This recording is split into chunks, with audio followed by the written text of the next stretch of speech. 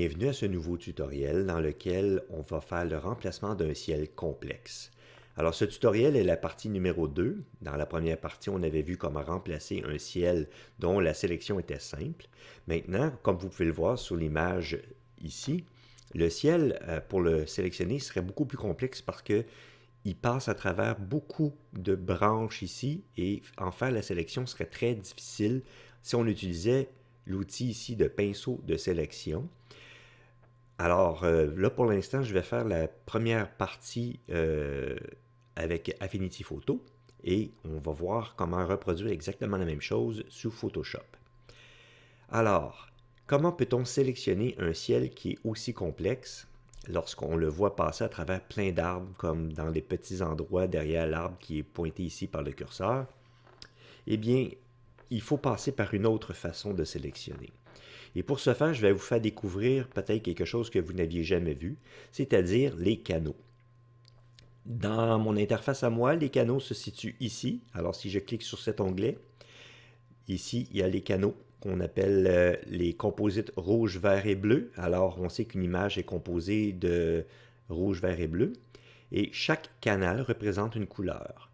Si je clique sur, exemple, le canal rouge, on voit ici seulement les lumières ou seulement les détails qui contiennent du rouge. Alors on voit ici que ça devient comme une image en noir et blanc ou du moins en ton de gris. Si je clique sur les verts, on voit encore une image comme en ton de gris pas mal. Si on clique sur le canal des bleus, on obtient une image beaucoup plus foncée. Et par un pur hasard, c'est exactement ce qu'on a besoin, quelque chose de plus foncé pour sélectionner des pixels.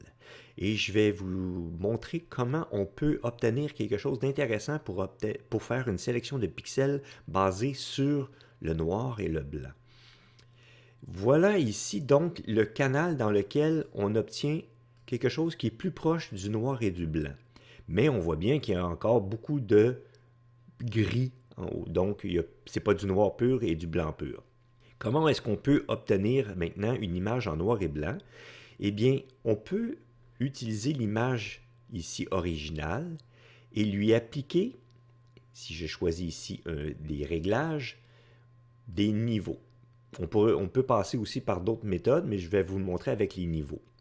Donc ici, j'ai un réglage de niveau avec lequel je peux ajuster les noirs jusqu'à ce que ça devienne noir pur, mais là, je commence à mettre du noir dans les blancs.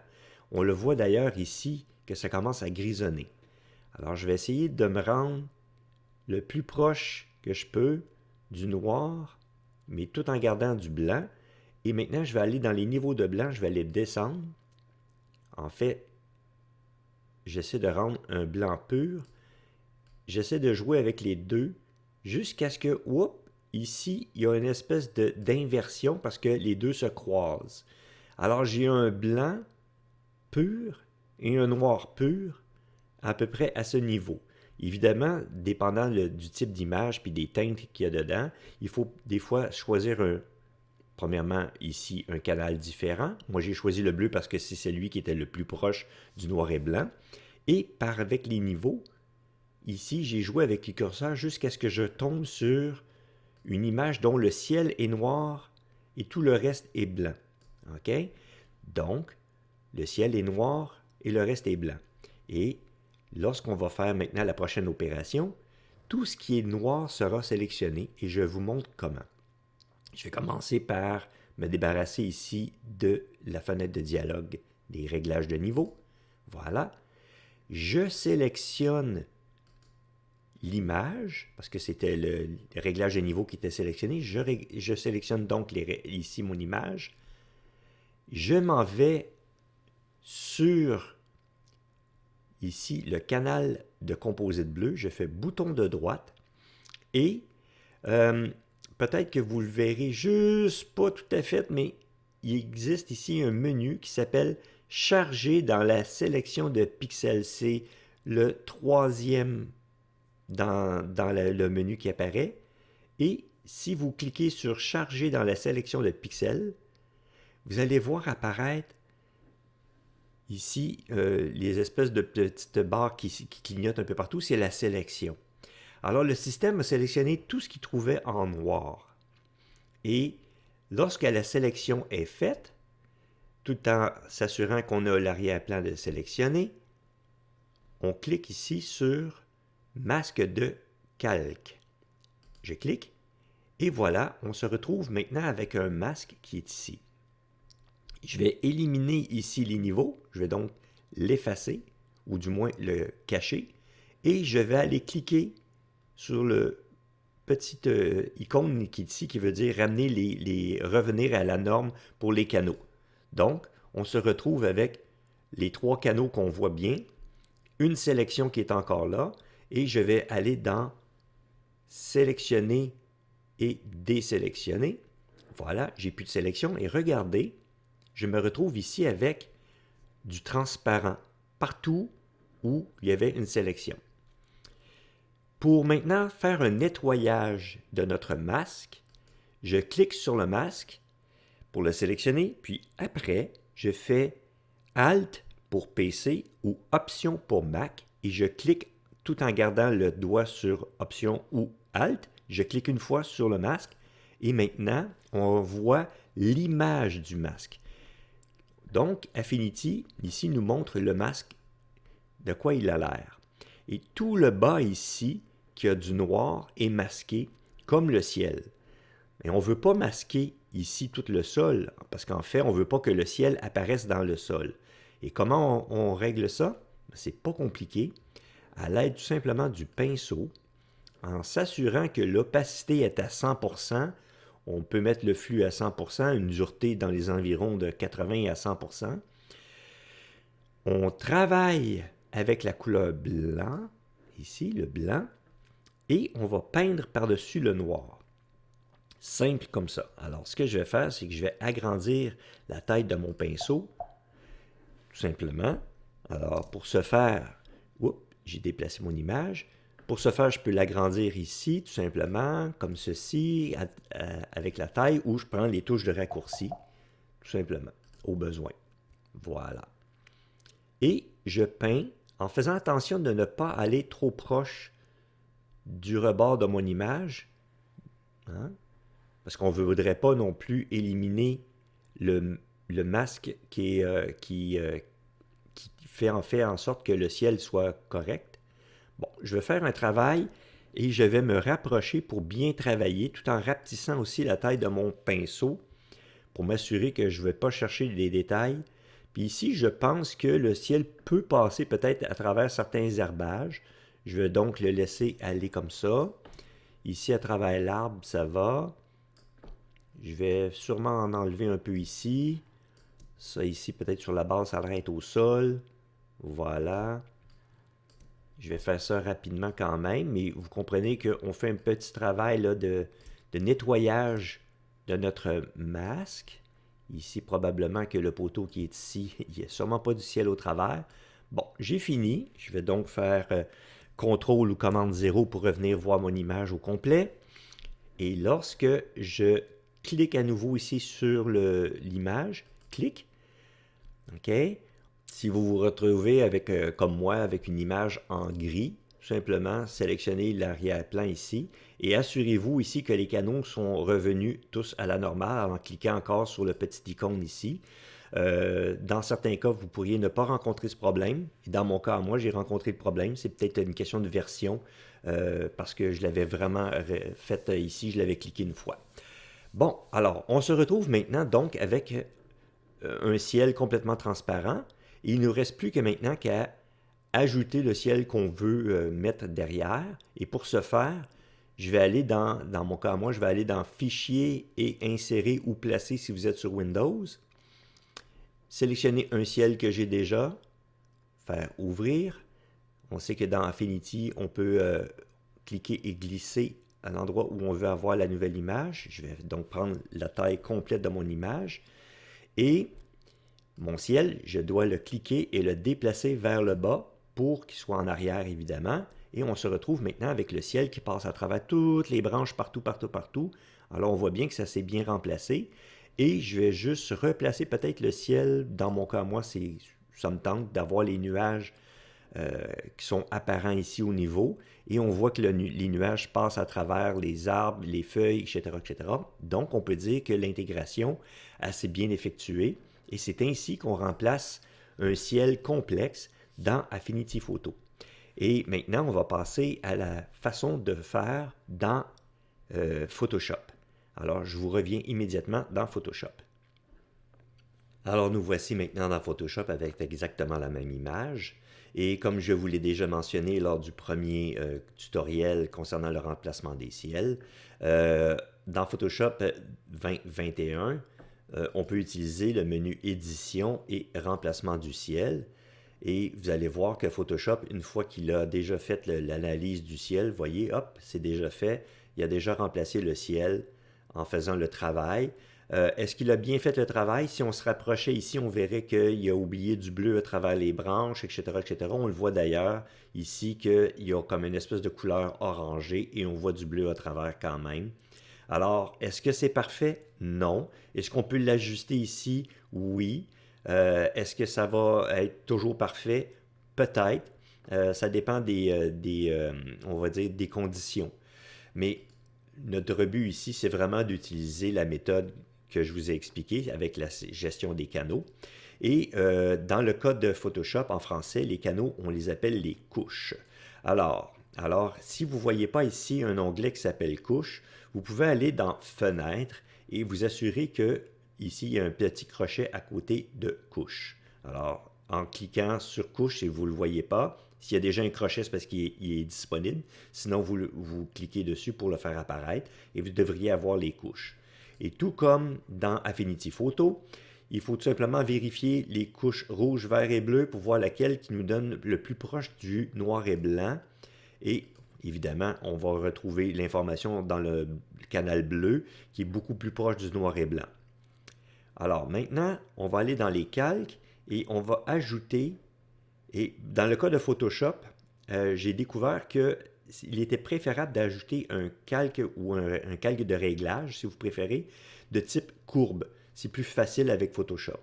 Alors, je peux cliquer ici en bas et sélectionner courbe.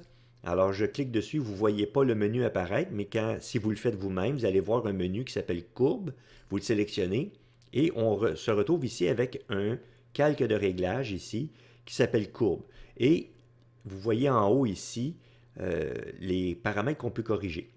Et ce qu'on va faire, c'est qu'on va jouer avec les courbes, mais là, on ne voit pas trop ce qu'on fait parce que c'est plus en noir et blanc. On va donc retourner dans les couches, choisir le bleu, et à ce moment-là, on voit en noir et blanc, et on va jouer avec les courbes de manière à faire en sorte que le ciel soit noir et le sol soit blanc. Et pour ce faire, regardez bien ce que je fais. Je prends ici la courbe vers le haut, comme ceci. J'amène le petit carré qui est en bas, qui représente les noirs, je le monte en haut, et les blancs, je le descends en bas comme ça, à peu près au centre. Alors, on joue un peu avec les courbes comme ceci pour obtenir une image en noir et blanc.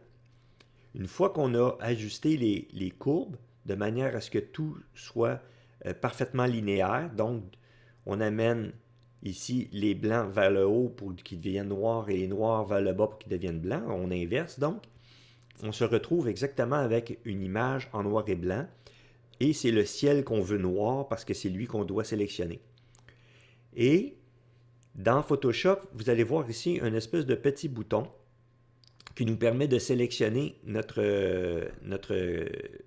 ici, tout ce qui se trouve être en noir et blanc dans le canal, mais on ne peut pas y accéder parce qu'actuellement, on travaille sur, ici, le calque de réglage. Il faut donc sélectionner notre image. Là, ça paraît bizarre un peu, mais maintenant qu'on a ajusté nos courbes, il faut cliquer sur notre image, retourner dans les couches, s'assurer que c'est le bleu. C'est un peu plus complexe dans Photoshop parce qu'il ne conserve pas les informations et c'est seulement qu'à ce moment-là qu'on peut cliquer sur sélectionner ici et donc la sélection se fait.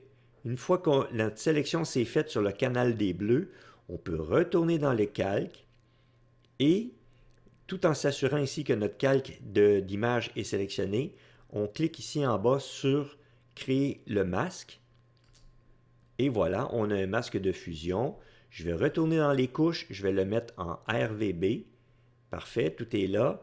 Et ici, je peux éliminer. Je vais donc sélectionner ici en cliquant sur le petit icône qui est là. Je vais sélectionner mon calque de réglage et je vais le détruire avec la poubelle ici où je fais la touche retirer, supprimer. Je vais donc supprimer le calque de fusion. Voilà. Maintenant, on se retrouve avec notre image, avec le ciel qui est complètement transparent, mais on a le même problème qu'avec Affinity, c'est-à-dire qu'il y avait des portions ici, on le voit d'ailleurs ici, proche du tournesol, qu'il est transparent aussi. Alors, pour corriger ceci, ce que je vais faire, je vais mettre mon curseur par-dessus le masque qui est ici. Je vais faire Alt ou Option, selon si vous êtes sur Mac ou sur PC, et cliquer dessus. On se retrouve avec l'image de notre masque et on va faire exactement la même chose qu'on avait fait sous Affinity, c'est-à-dire choisir un pinceau en s'assurant que notre opacité est à 100 ici, le flux à 100 et le lissage, pas le lissage parce que ce n'est pas le lissage qu'on a besoin ici, c'est la dureté. On va mettre la dureté, mettons, à 90, 95, pas important. Et on va augmenter quand même la taille de notre pinceau pour qu'il soit quand même plus grand. Voilà. Et en s'assurant qu'on travaille avec du blanc, on va peindre tout ce qui est sur le sol, ce qui ne devrait pas avoir de ciel finalement. On va le peindre en blanc. Donc, je vais faire ça très rapidement pour pouvoir accélérer un peu. Là, je vais même prendre un pinceau très, très, très grand. Je vais faire ça très rapidement pour ne pas faire durer trop longtemps ce tutoriel. Voilà, on a éliminé à peu près tout ce qui était comme sur le sol, mais qui avait du ciel finalement qui apparaissait au travers. Voilà. Et lorsque je reclique ici sur l'image, clic, là maintenant on se retrouve avec, on a corrigé tout ce qui était transparent sur le sol. Il ne nous reste plus maintenant qu'à insérer le ciel. Et pour ce faire, je vais faire Fichier et Importer et Incorporer. Je vais sélectionner mon ciel, je vais faire Importer. Photoshop nous amène le ciel ici en plein centre. Je vais donc tout de suite en profiter pour le descendre sous le sol. Et maintenant, avec l'outil Déplacer, je vais le mettre comme ceci dans le coin. Et on sait qu'avec Photoshop, il faut aller chercher Édition et Transformation, ou Transformation manuelle plutôt. Et on glisse par la suite les poignées pour pouvoir ramener le ciel à l'endroit où on le veut. Je vais juste rapetisser un peu.